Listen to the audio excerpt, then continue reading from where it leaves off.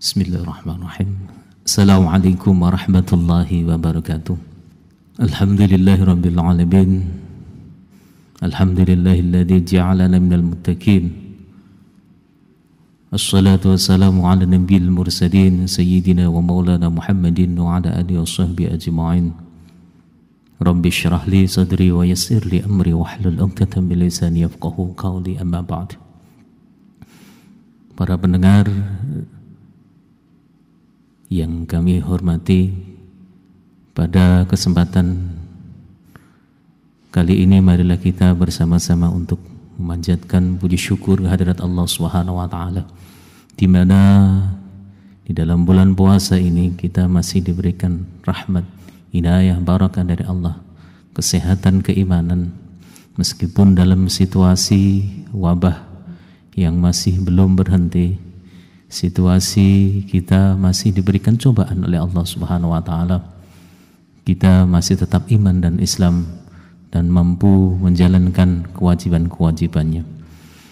Salawat dan salam senantiasa kita sanjungkan kepada junjungan Nabi Agung Muhammadin sallallahu alaihi wasallam, yang telah menunjukkan kita jalan kebenaran, jalan yang diridhai oleh Allah Subhanahu wa taala, sehingga kita mampu menjadi mukmin yang sejati.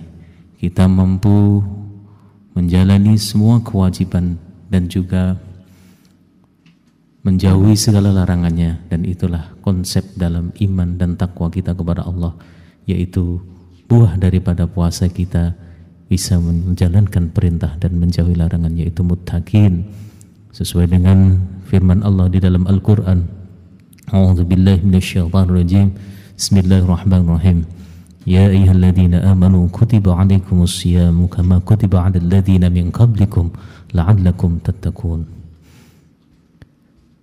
Al-ayah surah Al-Baqarah ayat 183. Para pendengar yang kami hormati, dalam kesempatan kali ini kami akan membahas tentang hikmah daripada puasa, yaitu sebagai implementasi dari kita patuh kepada Allah Subhanahu wa taala, yaitu senada dengan apa yang ada dalam konstitusi kita, yaitu Pancasila sila keempat, yaitu kerakyatan yang dipimpin oleh hikmat, kebijaksanaan dalam permusyawaratan perwakilan. Kita tidak pernah menduga, kita tidak pernah mengira bahwasanya rukun Islam yang kita jalankan, umat Islam yang mayoritas hampir 88% dari penduduk Indonesia, dikarenai bangsa yang sangat luar biasa. Para pendiri bangsa yang mencetuskan Pancasila sangat-sangat senada dengan rukun Islam yang kita yakini, kita lakukan sebagai syarat bagi seorang orang yang beriman kepada Allah Subhanahu wa taala. Dalam Pancasila sila pertama, ketuhanan yang Maha Esa, itu adalah sebuah pengakuan daripada syahadat kita kepada Allah. Asyhadu an la ilaha illallah, tidak ada Tuhan selain Allah, wa anna Muhammadar Rasulullah, dan Muhammad utusannya. Keesaan Allah sangat dijunjung tinggi oleh bangsa Indonesia, sehingga Islam menjadi agama yang satu-satunya monoteisme, menyatukan atau mengesahkan Tuhan yang tidak ada sekutu baginya. Dalam sila kedua kita lihat kemanusiaan yang adil dan beradab. Hal ini sesuai dengan rukun Islam yang kedua, yaitu sholat, yang mana sholat adalah bentuk kita memanusiakan manusia. Kita tidak menyamakan diri kita kepada Tuhan, kita tidak merendahkan diri kita dengan binatang, kita tidak menyamakan diri kita dengan syaitan. Kemanusiaan di sini bisa digambarkan dengan tata aturan kita sholat, bagaimana manusia mengabdi kepada Tuhannya, memanusiakan manusia. Kita sejajar, tidak ada yang lebih, hanya imam yang satu yang boleh memberikan atau memimpin dalam kita sholat. Namun ada kesetaraan di sana, status sosial tidak ada, sekat-sekat antara kaya dan miskin ditinggalkan di dalam sholat. Semua sama manusia. Dalam sila ketiga persatuan Indonesia, kita bisa mengambil dari ritual kita, rukun Islam yang kelima, yaitu haji. Haji ke Baitullah merupakan salah satu bentuk pengumpulan massa terbesar di dunia, perkumpulan massa atau manusia yang terbesar di dunia dalam satu waktu, satu tempat. Dinyatakan dalam hadis Rasulullah sallallahu alaihi wasallam, al-hajju huwa Arafah. Haji adalah mengikuti kumpul di padang Arafah, di mana mereka harus mulai dari tergelincirnya matahari jam 12 siang sampai terbenamnya matahari, maka mereka harus kumpul di Arafah. Dan itu adalah inti daripada haji, yaitu persatuan umat Islam sedunia. Dan kita ejawantahkan di dalam negara kita dengan bentuk persatuan Indonesia. Pada sila keempat, kita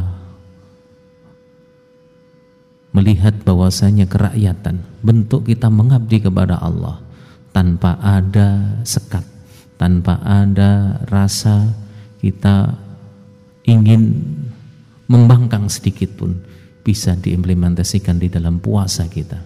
Dan inilah materi yang kita bahas dalam kesempatan ini, sehingga puasa merupakan bentuk kita mengabdi tanpa kita membantah, tanpa kita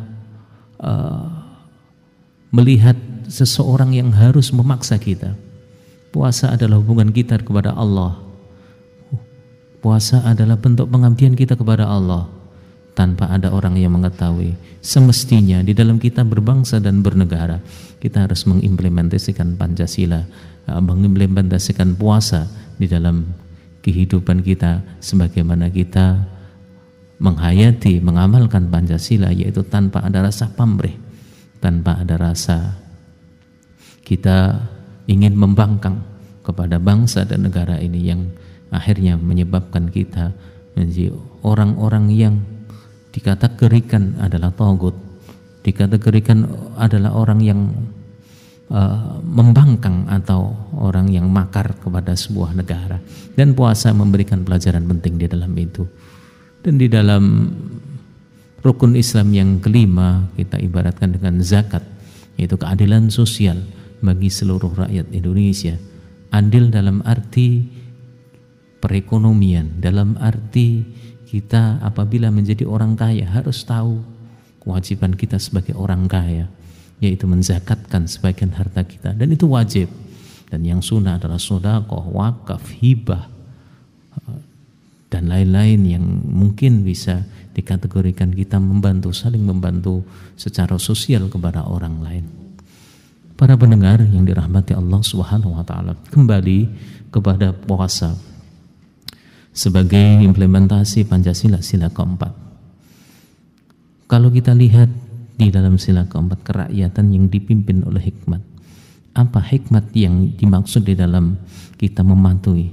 Hikmah yang ada bahwasanya kita mematuhi hasil keputusan bersama yang sudah kita tanda tangani bersama ketika kita berada di Lauhil Mahfuz. Allah tidak memaksakan kehendak kepada kita untuk melakukan puasa, tapi kita ditanya ketika kita berada di dalam Lauhil Mahfuz, di alam yang kekal, bakok sebelum kita dijadikan, kita masih berupa nyawa-nyawa. Kita ditanya oleh Allah di dalam Al-Quran. Allah menyatakan, alastu birabbikum qalu bala syahidana. Wahai nyawa-nyawa, kita semua diminta keterangan. Wahai nyawa-nyawa, apakah kamu siap mengakui aku sebagai Tuhan? Dengan berbagai bentuk konsekuensinya, dengan berbagai bentuk aturan saya, kita diminta pendapat oleh Allah Subhanahu wa taala. Dan kita semua sudah menjawab bala syahidna. Baik ya Allah, siap ya Allah, dan kami menyaksikan itu.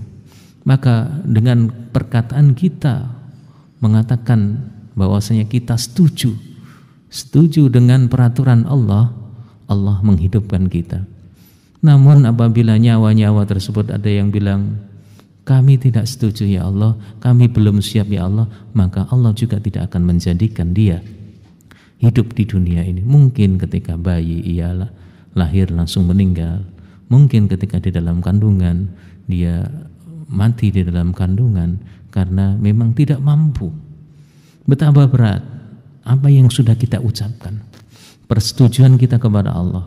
Jadi Allah juga memberikan sebuah pilihan, musyawarah kepada kita semua. Itulah dipimpin oleh hikmat. Jadi hikmah yang sudah kita sepakati bersama dengan Allah, mari kita lakukan dengan baik. Di dalam Al-Quran Allah juga memberikan kewenangan, Allah memberikan kebebasan. Di dalam Al-Quran Allah menyatakan, "Faman syaa'a falyu'min wa man syaa'a falyakfur." Kalau memang kamu ingin, silakan kamu iman, kamu percaya. Kalau kamu tidak ingin, silakan kamu kufur. Allah memberikan pilihan. Allah adalah yang maha demokratis. Allah adalah zat yang memberikan kesempatan kepada kita semua. Silakan kalau tidak mau ikut, tapi ada konsekuensinya. Inilah bentuk kerakyatan yang dipimpin oleh hikmat, kebijaksanaan, dan Allah maha bijaksana, sangat maha bijaksana. Semua apa yang diperintahkan oleh Allah kepada kita semuanya itu sudah dirembuk dengan baik oleh Allah. Bahkan Rasulullah sebagai wakil daripada kita, ketika dipanggil Allah menghadap Allah di Sidratil Muntaha, Allah memerintahkan Nabiullah Muhammadin SAW untuk beribadah sholat 50 kali sehari. Tapi dengan tawaran, dengan musyawarah, sebagaimana Rasulullah menawar Allah 50 sampai menjadi 5 kali sehari, itu adalah bentuk daripada Allah maha bijaksana kepada kita. Jadi Allah tidak memaksa. Silakan. Barang siapa yang beriman, berimanlah. Siapa yang kufur, kufurlah. Tapi ada konsekuensi yang harus kita jalani. Kaum muslimin, para pendengar yang dirahmati Allah Subhanahu wa taala. Dalam kita berpuasa, kita adalah mematuhi perintah tanpa ada pembangkangan, meskipun tidak ada yang melihat. Jadi dalam puasa itu adalah hubungan kita kepada Allah secara vertikal, tanpa adanya hubungan kita dengan manusia, dan tidak mengetahui manusia apa kita puasa atau tidak. Namun nilai-nilai yang ada di dalam hubungan vertikal kepada Allah juga sangat memberikan efek pada hubungan kita sosial kepada sesama masyarakat atau sesama manusia, yaitu hubungan horizontal. Puasa yang kita laksanakan bukan hanya menahan nafsu seksual, bukan hanya menahan nafsu makan dan minum, tetapi hubungan horizontal juga sangat-sangat menentukan di dalam nilai kita berpuasa. Misalnya, puasa tidak hanya itu saja, tetapi seluruh anggota badan kita berpuasa, mulai dari mata, telinga, hidung, mulut, bahkan perasaan kita, hati kita juga ikut berpuasa. Dan ini selaras dengan nilai-nilai permusyawaratan perwakilan. Artinya permusyawaratan, dalam kita bermusyawarah sesuai dengan butir-butir dalam barang Pancasila, kita tidak boleh menghina orang lain, kita tidak boleh menginterupsi pendapat orang lain, atau kita tidak boleh menang-menangan sendiri dalam kita bermusyawarah. Kita harus bisa mendengar pendapat orang lain, kita harus bisa memberikan kesempatan kepada orang lain. Nafsu yang mestinya harus kita kendalikan, marah, di dalam permusyawaratan itu semua tidak boleh. Namun apabila ada hal tersebut memaksakan kehendak, bahkan mengikuti hawa nafsu, maka dia belum lulus dalam puasanya. Kalau kita lihat anggota-anggota perwakilan kita, mungkin dari DPR, ya, MPR, mereka berantem, mereka saling maki, saling hina, bahkan bertengkar. Itu adalah jauh dari nilai-nilai daripada permusyawaratan, jauh daripada nilai-nilai puasa. Kalau kita mengimplementasikan puasa di dalam kehidupan sehari kita, maka hati kita akan tertata dengan baik. Kita akan mengikuti pendapat orang yang banyak, tidak mengikuti hawa nafsu kita. Selalu kita mengedepankan hati, kita menjaga lisan kita, kita menjaga telinga kita, kita menjaga mata kita. Pendapat yang kita berikan apabila disetujui, maka kita bersyukur kepada Allah. Tapi apabila tidak disetujui, maka kita mengikuti sebagaimana pendapat umum, karena itu adalah menurut di dalam Islam pendapat umum adalah pendapat yang mendapatkan ridha dari Allah Subhanahu wa taala.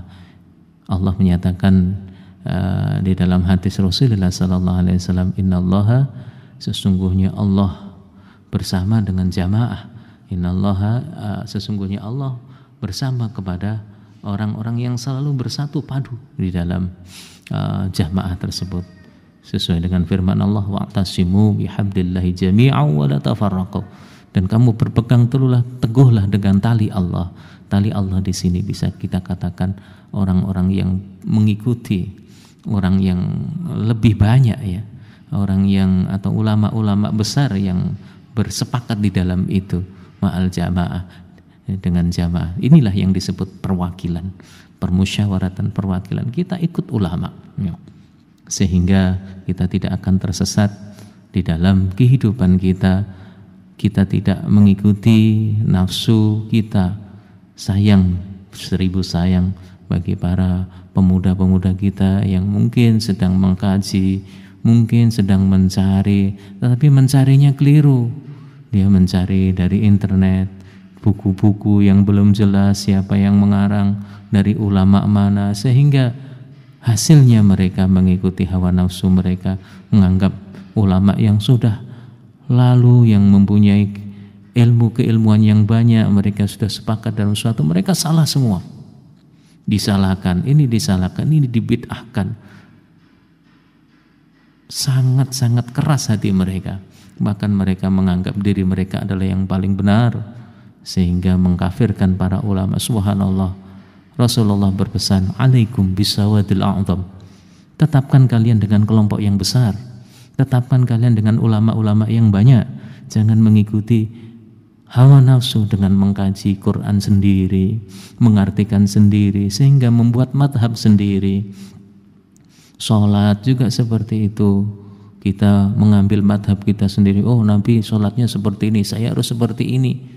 Nabi sholatnya harus rapat, maka kakinya agak dilonggarkan. Ini kurang dalam kita menghargai. Memang itu syariat, tetapi syariat juga harus didasari kepada pendapat daripada ulama yang sudah tahu ilmu hadis, ilmu Quran, ilmu-ilmu tentang fikih yang sudah divalidasi, artinya sudah menjadi kesepakatan umum, sehingga kita tidak menjadi orang yang sombong, orang yang merasa benar. Bahkan hati-hati apabila kita berguru kepada seseorang yang tidak tahu asal usulnya, sanadnya tidak sampai kepada Nabi Allah Muhammad SAW, maka lebih banyak itu diberkahi atau dibelokkan oleh syaitan. Barang siapa belajar tanpa guru, fasyaikhuhu syaitan, maka gurunya adalah syaitan. Jadi hati-hati para anak-anak muda dalam kita berguru kepada orang lain. Implementasi puasa, mari kita bersama-sama untuk ikuti, menjadi salah satu bentuk daripada kita implementasi daripada Pancasila sila keempat, yaitu kerakyatan patuh yang dipimpin oleh hikmat karena musyawarah dalam permusyawaratan, kebijaksanaan, dan semua itu adalah diambil dengan cara bijak, permusyawaratan dengan musyawarah perwakilan, dan mengikuti para wakil kita yaitu para ulama, yang mana kata Rasul, al ulama warathatul anbiya, ulama adalah pewaris Nabi. Semoga kita diselamatkan di jalan Allah di dalam bulan puasa ini, kita bisa mengambil hikmah daripada puasa, yaitu salah satu hikmahnya adalah kita mengimplementasikan Pancasila sila keempat dalam kehidupan sehari-hari. Demikian ceramah kami semoga menjadikan manfaat dan berkah bagi kita semua. Wallahu muwaffiq ila aqwamit thoriq. Wassalamualaikum warahmatullahi wabarakatuh.